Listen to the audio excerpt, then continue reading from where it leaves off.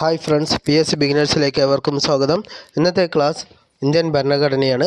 അപ്പോൾ ഇന്ത്യൻ ഭരണഘടന നിലവിൽ വന്നത് 1950 ജനുവരി 26 നവംബർ 26 ഭരണഘടനാ ദിനമായിട്ട് ആചരിക്കുന്നു. കാരണം അന്നത്തെ ദിവസമാണ് ഭരണഘടന രൂപീകരണ ദിനം. ഇനി നമുക്ക് ഇന്ത്യൻ ഭരണഘടന എങ്ങനെയാണ് ഫോം ചെയ്തത് നോക്കാം.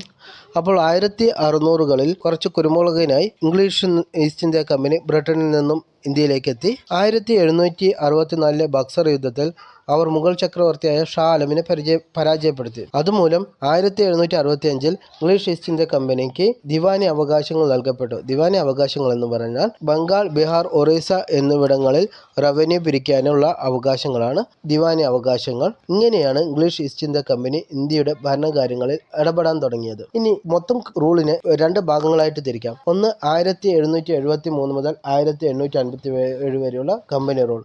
ഈ കമ്പനി റൂൾ എന്ന് പറയുന്നത് ഇംഗ്ലീഷ് ഈസ്റ്റ് ഇന്ത്യ കമ്പനിയുടെ ഭരണ വ്യാപാര കാര്യങ്ങളിൽ നിയന്ത്രിക്കുന്ന ഒരു കൂട്ടം നിയമങ്ങളാണ് കമ്പനി റൂൾ. അത് 1773 മുതൽ 1857 വരെ ഒന്നാം സ്വാതന്ത്ര്യ സമരം വരെയുള്ള റൂളുകളാണ് കമ്പനി റൂൾ. ഇനി കമ്പനി ഭരിച്ച് കുളം തോണ്ടിയത് മതി, ഇനി ഞാൻ നേരിട്ട് കുളം തോണ്ടാം എന്ന് പറഞ്ഞ് 1858 മുതൽ 1947 വരെ ബ്രിട്ടീഷ് രാജ്ഞി ഏറ്റെടുത്ത റൂളുകളാണ് ക്രൗൺ റൂൾ. അപ്പോൾ ക്രൗൺ റൂൾ എന്ന് പറയുന്നത് 1858 മുതൽ 1947 വരെ ബ്രിട്ടീഷ് രാജ്ഞി ഡയറക്റ്റ് ആയിട്ട് നേരിട്ടുള്ള ഭരണം കൈയാളി ആ ഒരു റൂളാണ് ക്രൗൺ റൂൾ. ഇനി ഫസ്റ്റ് റെഗുലേറ്റിംഗ് ആക്ട് 1773 നോക്കാം. ഇംഗ്ലീഷ് ഈസ്റ്റ് ഇന്ത്യ കമ്പനിയുടെ ഇന്ത്യൻ ഉപഭൂഖണ്ഡത്തിലെ കാര്യങ്ങൾ നിയന്ത്രിക്കാൻ ബ്രിട്ടീഷ് പാർലമെന്റ് സ്വീകരിച്ചിരുന്ന ആദ്യ നടപടിയാണ് റെഗുലേറ്റിംഗ് ആക്ട് 1773. ഇതിലൂടെ രാഷ്ട്രീയപരവും ഭരണപരവുമായ പ്രവർത്തനങ്ങൾ അംഗീകരിക്കപ്പെട്ടു. കമ്പനിയുടെ ഇന്ത്യയിലെ വരുമാനം, സിവിൽ സൈനിക കാര്യങ്ങൾ എന്നിവയെക്കുറിച്ച് റിപ്പോർട്ട് ചെയ്യാൻ കോർട്ട് ഓഫ് ഡയറക്ടേഴ്സിനോട് ബ്രിട്ടീഷ് സർക്കാർ ആവശ്യപ്പെട്ടു. ഇങ്ങനെ ബ്രിട്ടീഷ് സർക്കാരിന്റെ നിയന്ത്രണം ഇംഗ്ലീഷ് ഈസ്റ്റ് ഇന്ത്യ കമ്പനിയുടെ മേലെ ഉണ്ടായി. റെഗുലേറ്റിംഗ് ആക്ടാണ് ഇന്ത്യയിൽ കേന്ദ്രീകരണ ഭരണ പ്രക്രിയയ്ക്ക് തുടക്കമിട്ടത്. ബംഗാൾ ഗവർണറെ ബംഗാളിന്റെ ഗവർണർ ജനറലാക്കി മാറ്റി. ബോംബെ, മദ്രാസി പ്രസിഡൻസികളെ, അവിടെയുള്ള ഗവർണർമാരെ ബംഗാൾ ഗവർണർ ജനറലിന്റെ ആജ്ഞാനുവർത്തികളാക്കി, സബോർഡിനേറ്റ്സ് ആക്കി മാറ്റി. വാറൻ ഹേസ്റ്റിംഗ് ആണ് ഇങ്ങനെ പോസ്റ്റ് ചെയ്യപ്പെട്ട ആദ്യത്തെ ബംഗാളിന്റെ ആദ്യ ഗവർണർ ജനറൽ. 1774 ഒരു സുപ്രീം കോടതി കൽക്കട്ടയിൽ സ്ഥാപിച്ചു. അതിന്റെ ആദ്യത്തെ ചീഫ് ജസ്റ്റിസ് എലിജ എംപി ആണ്. ഒരു ചീഫ് ജസ്റ്റിസും 3 ജഡ്ജിമാരുമാണ് ഉണ്ടായിരുന്നത്. പിന്നെ കമ്പനിയുടെ ആളുകൾ സ്വകാര്യ സ്ഥാപനങ്ങളിലെ വ്യാപാരത്തിൽ ചെയ്യുന്നതിനോ അല്ലെങ്കിൽ നാട്ടുകാരിൽ നിന്ന് കൈക്കൂലി വാങ്ങുന്നതിനൊക്കെ ഈ നിയമം നിരോധനം ചെയ്തു. അപ്പോൾ റെഗുലേറ്റിംഗ് ആക്ട് 1773 എന്തൊക്കെയാണ്? ഇംഗ്ലീഷ് ഈസ്റ്റ് ഇന്ത്യ കമ്പനിയുടെ ഇന്ത്യൻ ഉപഭൂഖണ്ഡത്തിലെ കാര്യങ്ങൾ നിയന്ത്രിക്കാൻ ബ്രിട്ടീഷ് സർക്കാർ സ്വീകരിച്ച ആദ്യത്തെ നടപടിയായിരുന്നു. ഇതുമൂലം കമ്പനിയുടെ ഇന്ത്യയിലെ വരുമാനം, സിവിൽ സൈനിക കാര്യങ്ങൾ എന്നിവയെക്കുറിച്ച് ബ്രിട്ടീഷ് സർക്കാർ കമ്പനിയുടെ ലണ്ടനിലുള്ള ഭരണ സമിതിയായ കോർട്ട് ഓഫ് ഡയറക്ടേഴ്സിനോട് ആവശ്യപ്പെട്ടു. റെഗുലേറ്റിംഗ് ആക്ട് ആണ് ഇന്ത്യയിൽ കേന്ദ്രീകരണ ഭരണ പ്രക്രിയയ്ക്ക് തുടക്കമിട്ടത്. ബംഗാൾ ഗവർണറെ ബംഗാളിന്റെ ഗവർണർ ജനറലാക്കി. അങ്ങനെ ബോംബെയിലെയും മദ്രാസിലെയും ഗവർണർമാരെ ബംഗാൾ ഗവർണർ ജനറലിന്റെ സബോർഡിനേറ്റ്സ് ആക്കി മാറ്റി. വാറൻ ഹേസ്റ്റിംഗ് ആണ് ബംഗാളിന്റെ ആദ്യത്തെ ഗവർണർ ജനറൽ. ഗവർണർ ജനറലിന് ഒരു എക്സിക്യൂട്ടീവ് കൗൺസിലും ഉണ്ടാക്കി. ഒരു ചീഫ് ജസ്റ്റിസും മറ്റ് 3 ജഡ്ജിമാരും അടങ്ങുന്ന ഒരു സുപ്രീം കോടതി കൊൽക്കട്ടയിൽ സ്ഥാപിച്ചു. അപ്പോഴത്തെ ആദ്യത്തെ ചീഫ് ജസ്റ്റിസ് എലിജ ഇംബെ എന്ന വ്യക്തിയായിരുന്നു. കമ്പനിയുടെ ആളുകൾ വേറെ സ്വകാര്യ സ്ഥാപനത്തിൽ വർക്ക് ചെയ്യുന്നതിനോ അല്ലെങ്കിൽ നാട്ടുകാരിൽ നിന്ന് വല്ല കൂലിയും സ്വീകരിക്കുന്നതോ ഈ നിയമം നിരോധനം ഏർപ്പെടുത്തി. അതിനുശേഷം അമെൻഡിംഗ് ആക്ട് 1781 നിലവിൽ വന്നു. ഇത് സെറ്റിൽമെന്റ് ആക്ട് എന്നറിയപ്പെടുന്നു. ഇത് എന്തിനാണെന്ന് വെച്ചാൽ 1773 റെഗുലേറ്റിംഗ് ആക്ടിലെ ന്യൂനതകൾ പരിഹരിക്കാൻ വേണ്ടി നിർമ്മിച്ച ആക്ടാണ് അമെൻഡിംഗ് ആക്ട് 1781. പിന്നീട് വന്നതാണ് പിറ്റ്സ് ഇന്ത്യ ആക്ട് 1784. ഈ സമയത്തെ ബ്രിട്ടന്റെ പ്രധാനമന്ത്രിയായിരുന്ന വില്യം പീറ്റ് ദ യങ്ങറിന്റെ പേരിലാണ് ഈ നിയമം അറിയപ്പെടുന്നത്. ഇന്ത്യൻ ഭരണകാര്യങ്ങൾ ബ്രിട്ടീഷ് സർക്കാരിന്റെ നേരിട്ടുള്ള നിയന്ത്രണത്തിലാക്കി. ഇന്ത്യയിലെ കമ്പനി പ്രദേശങ്ങളെ ഇന്ത്യയിലെ ബ്രിട്ടീഷ് പൊസഷൻസ് എന്ന് ആദ്യമായി രേഖപ്പെടുത്തി. മദ്രാസിലെയും ബോംബെയിലെയും ഗവർണർമാരുടെ കൗൺസിലുകൾ സ്ഥാപിച്ചു. നേരത്തെ ബംഗാളിലെ ഗവർണർ ജനറലായിരുന്നു കൗൺസിൽ ഉണ്ടായിരുന്നത്. ഇപ്പോൾ മദ്രാസിലും ബോംബെയിലും ഗവർണർമാരുടെ കൗൺസിലുകൾ സ്ഥാപിച്ചു. കമ്പനിയുടെ വാണിജ്യ രാഷ്ട്രീയ പ്രവർത്തനങ്ങൾ വേർതിരിച്ചു. ബോർഡ് ഓഫ് കൺട്രോൾ രാഷ്ട്രീയ കാര്യങ്ങൾ കൈകാര്യം ചെയ്തു. കോർട്ട് ഓഫ് ഡയറക്ടേഴ്സ് വാണിജ്യ പ്രവർത്തനങ്ങൾ നിയന്ത്രിച്ചു. അപ്പോൾ പിറ്റ്സ് ഇന്ത്യ ആക്ട് 1784 എന്താണ്? ഇന്ത്യയിലെ കമ്പനി പ്രദേശങ്ങളെ ഇന്ത്യയിലെ ബ്രിട്ടീഷ് പൊസഷൻസ് എന്ന് രേഖപ്പെടുത്തി ഭരണകാര്യങ്ങളിൽ ബ്രിട്ടീഷ് സർക്കാരിന്റെ നിയന്ത്രണത്തിലേക്ക് ആക്കി. ഈ നിയമം നിലവിൽ വന്നപ്പോൾ പ്രധാനമന്ത്രി വില്യം പീറ്റ് ദ യങ്ങർ ആയിരുന്നു. അതുകൊണ്ടാണ് പിറ്റ്സ് ഇന്ത്യ ആക്ട് എന്ന് ഈ നിയമം അറിയപ്പെടുന്നത്. മദ്രാസിലെയും ബോംബെയിലെയും ഗവർണർമാരുടെ കൗൺസിലുകൾ സ്ഥാപിച്ചു. അതില്ലാതെ കമ്പനിയുടെ വാണിജ്യ രാഷ്ട്രീയ പ്രവർത്തനങ്ങൾ വേർതിരിച്ച് ബോർഡ് ഓഫ് കൺട്രോളേഴ്സ് രാഷ്ട്രീയ പ്രവർത്തനങ്ങൾ കൈകാര്യം ചെയ്യാനും കോർട്ട് ഓഫ് ഡയറക്ടേഴ്സ് വാണിജ്യ കാര്യങ്ങൾ കൈകാര്യം ചെയ്യാനും നിയമിച്ചു. അതിനുശേഷം വന്ന ആക്ടാണ് 1786 ആക്ട്. 1786 ഗവർണർ ജനറൽ ഓഫ് ബംഗാളായിട്ട് ലോർഡ് കോൺവാലിസ് നിയമിക്കപ്പെട്ടു. അദ്ദേഹം നിയമിക്കപ്പെടുമ്പോൾ അദ്ദേഹം 2 കണ്ടീഷൻസ് പറഞ്ഞിരുന്നു. ഈ കണ്ടീഷൻസ് റെഡിയാക്കാൻ വേണ്ടിയാണ് 1786 ആക്ട്. അതിൽ ഒന്നാമത്തെ കണ്ടീഷൻ എന്ന് പറഞ്ഞാൽ കൗൺസിലിൻ്റെ തീരുമാനത്തെ മറികടക്കാൻ പ്രത്യേക അധികാരം അദ്ദേഹത്തിന് വേണം എന്നാണ് ഒന്നാമത്തെ കണ്ടീഷൻ. രണ്ടാമത്തത് മുഖ്യ കമാൻഡിംഗ് ഓഫീസർ അദ്ദേഹമായിരിക്കണം എന്നും. ഈ 2 കാര്യങ്ങൾ റെഡിയാക്കാൻ വേണ്ടിയാണ് ആക്ട് നിലവിൽ വന്നത്. അപ്പോൾ 1786 ആക്ട് എന്തിനാണ് വെച്ചാൽ കൗൺസിലിന്റെ തീരുമാനത്തെ മറികടക്കാനുള്ള അധികാരം ഗവർണർ ജനറലിന് ഉണ്ടാവണം എന്നത്. രണ്ടാമത്തത് അദ്ദേഹമായിരിക്കണം മുഖ്യ കമാൻഡിംഗ് ഓഫീസർ എന്നുള്ളതും.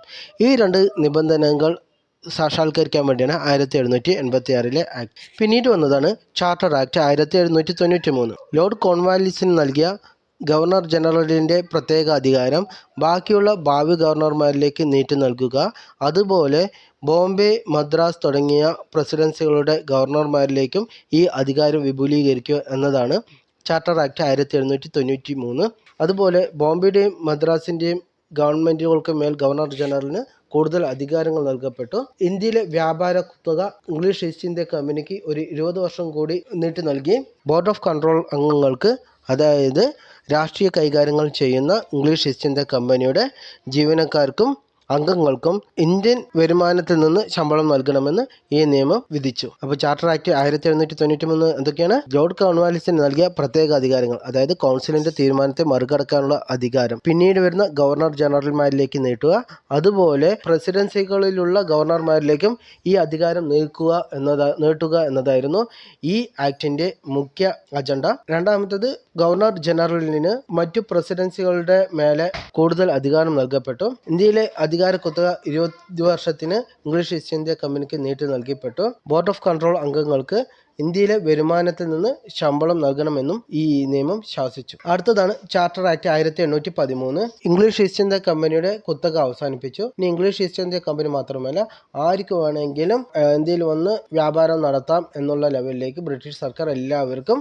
അധികാരം നൽകി. ക്രിസ്ത്യൻ മിഷണറിമാർക്ക് മതപരമായ പുരോഗതി പ്രോത്സാഹിപ്പിക്കാൻ ഇന്ത്യയിലേക്ക് വരാൻ അനുമതി നൽകി. അതുപോലെ പാശ്ചാത്യ വിദ്യാഭ്യാസത്തിന് പ്രചാരണം നൽകി. തദ്ദേശ സ്വയംഭരണ സ്ഥാപനങ്ങൾക്ക് വ്യക്തികളുടെ മേൽ നികുതി ചുമത്താനും അതുപോലെ അടയ്ക്കാത്തവരെ ശിക്ഷിക്കാനുമുള്ള അധികാരങ്ങൾ നടത്തി. അപ്പോൾ ചാർട്ടർ ആക്ട് 1813 എന്താണെന്ന് വെച്ചാൽ, ഒന്നാമത്തത് ഇംഗ്ലീഷ് ഈസ്റ്റ് ഇന്ത്യ കമ്പനിയുടെ വ്യാപാര കുത്തക അവസാനിപ്പിച്ച് ഇംഗ്ലീഷ് ഈസ്റ്റ് ഇന്ത്യ കമ്പനി മാത്രമല്ല ഏതൊരാൾക്ക് വേണമെങ്കിലും വന്ന് വ്യാപാരം നടത്താം എന്നുള്ള ലെവലിൽ ഇന്ത്യയെ തുറന്നു കൊടുത്തു. ക്രിസ്ത്യൻ മിഷണറിമാർക്ക് ബാക്കിയുള്ളവർക്ക് ഇന്ത്യയിലേക്ക് വരാനുള്ള അനുമതി നൽകി. തദ്ദേശ സ്വയംഭരണ സ്ഥാപനങ്ങൾക്ക് ആളുകളുടെ മേലെ നികുതി ചുമത്താനും അത് അടയ്ക്കാത്തവരെ ശിക്ഷിക്കാനുമുള്ള അധികാരങ്ങൾ നൽകി. പിന്നെ പാശ്ചാത്യ വിദ്യാഭ്യാസത്തിന് ഊന്നൽ നൽകി. ഇനി ചാർട്ടർ ആക്ട് 1833. ഇതിൽ ബംഗാളിന്റെ ഗവർണർ ജനറലിനെ ഇന്ത്യയുടെ ഗവർണർ ജനറലാക്കി മാറ്റി. എല്ലാ സിവിൽ സൈനിക അധികാരങ്ങളും അദ്ദേഹത്തിന് കൊടുത്തു.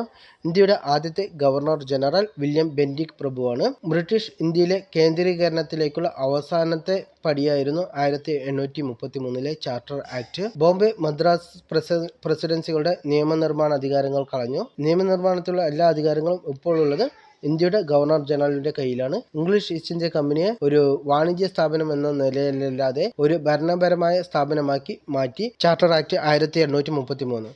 ഇത് പ്രകാരം ബംഗാളിന്റെ ഗവർണർ ജനറലിനെ ഇന്ത്യയുടെ ഗവർണർ ജനറലാക്കി മാറ്റി. വില്യം ബെന്റിക് പ്രഭുവായിരുന്നു ആദ്യത്തെ ഇന്ത്യയുടെ ഗവർണർ ജനറൽ. എല്ലാ സിവിൽ സൈനിക അധികാരങ്ങളും അദ്ദേഹത്തിന് നൽകപ്പെട്ടു. ബോംബെ, മദ്രാസ് പ്രസിഡൻസികളുടെ നിയമനിർമ്മാണ അധികാരങ്ങൾ എടുത്തു കളഞ്ഞു. ഇപ്പോൾ എല്ലാ നിയമനിർമ്മാണങ്ങളും നടത്തേണ്ടത് ഇന്ത്യൻ ഗവർണർ ജനറലാണ്. പിന്നെ ഇംഗ്ലീഷ് ഈസ്റ്റ് ഇന്ത്യ കമ്പനിയെ ഒരു ഭരണഘടനാ സ്ഥാപനമാക്കി മാറ്റി. Charter act 1853. ഈ ആക്ട് പ്രകാരം ഗവർണർ ജനറൽ കൗൺസിലിൻ്റെ ലെജിസ്ലേറ്റീവ്, എക്സിക്യൂട്ടീവ് അധികാരങ്ങൾ വേർപ്പെടുത്തി. ലെജിസ്ലേറ്റീവ് കൗൺസിലേക്ക് 6 പുതിയ അംഗങ്ങളെ ചേർത്തു. ഇങ്ങനെ ചേർത്ത ലെജിസ്ലേറ്റീവ് കൗൺസിലെ 6 പുതിയ അംഗങ്ങളിൽ 4 പേർ പ്രാദേശിക അംഗങ്ങളായിരുന്നു. അതായത് ബോംബെ, ആഗ്ര, മദ്രാസ് ബംഗാൾ തുടങ്ങിയ ഗവൺമെൻറ്റുകൾ നിയമിച്ച 4 അംഗങ്ങളുണ്ടായിരുന്നു. അങ്ങനെ ആദ്യമായിട്ട് പ്രാദേശിക പ്രാതിനിധ്യം ഇന്ത്യൻ സെൻട്രൽ ലെജിസ്ലേറ്റീവ് കൗൺസിലിൽ ഉണ്ടായത് ഈ ആക്ടിലായിരുന്നു. അതുപോലെ ഇന്ത്യൻ സിവിൽ സർവീസ് ആരംഭിച്ചു. തുറന്ന മത്സരത്തിലൂടെ ഭരണനിർവഹണത്തിന് ഉദ്യോഗസ്ഥരെ റിക്രൂട്ട് ചെയ്യുന്ന പ്രോസസ്സാണ് ഇന്ത്യൻ സിവിൽ സർവീസ്. അത് പരിഷ്കരിക്കാൻ ഒരു കമ്മിറ്റിയെ നിയമിച്ചു. അതാണ് മക്കാളെ കമ്മിറ്റി. 1854 മക്കാളെ കമ്മിറ്റിയെ നിയോഗിച്ചത്. അപ്പോൾ ചാർട്ടർ ആക്ട് 1853 എന്തൊക്കെ പറയുന്നത് നോക്കാം. ഗവർണർ ജനറലിൻ്റെ കൗൺസിലിന് അധികാരങ്ങളെ രണ്ടായിട്ട് വേർപെടുത്തി. എക്സിക്യൂട്ടീവ് അധികാരങ്ങൾ, ലെജിസ്ലേറ്റീവ് അധികാരങ്ങൾ. ലെജിസ്ലേറ്റീവ് കൗൺസിലിലേക്ക് 6 പുതിയ അംഗങ്ങളെ നോമിനേറ്റ് ചെയ്തു. ഈ 6 പുതിയ അംഗങ്ങളിൽ പ്രാദേശിക പ്രാതിനിധ്യം ഉണ്ടായിരുന്നു. അതായത് ബോംബെ, ആഗ്ര, മദ്രാസ്, ബംഗാൾ തുടങ്ങിയവിടങ്ങളിലെ ഗവൺമെൻറ്റുകൾ തിരഞ്ഞെടുത്ത 4 വ്യക്തികൾ ഉൾപ്പെടെ 6 പുതിയ ലെജിസ്ലേറ്റീവ് അംഗങ്ങൾ ഉണ്ടായിരുന്നു. അങ്ങനെ പ്രാദേശിക പ്രാതിനിധ്യം ഉണ്ടായിരുന്ന ആദ്യത്തെ ആക്റ്റാണ് ചാർട്ടർ ആക്ട് 1853. പിന്നെ സിവിൽ സർവീസ് ആരംഭിച്ചത് അതിൻ്റെ സർവീസിനായിട്ടുള്ള ഒരു കമ്മിറ്റിയെ നിയമിച്ചു. അതാണ് മക്കാളെ കമ്മിറ്റി. 1854 മക്കാളെ കമ്മിറ്റിയെ നിയമിച്ചത്. ഇന്നത്തേക്ക് ഇത്രയും മതി. എല്ലാവരും ടേക്ക് കെയർ. ബൈ.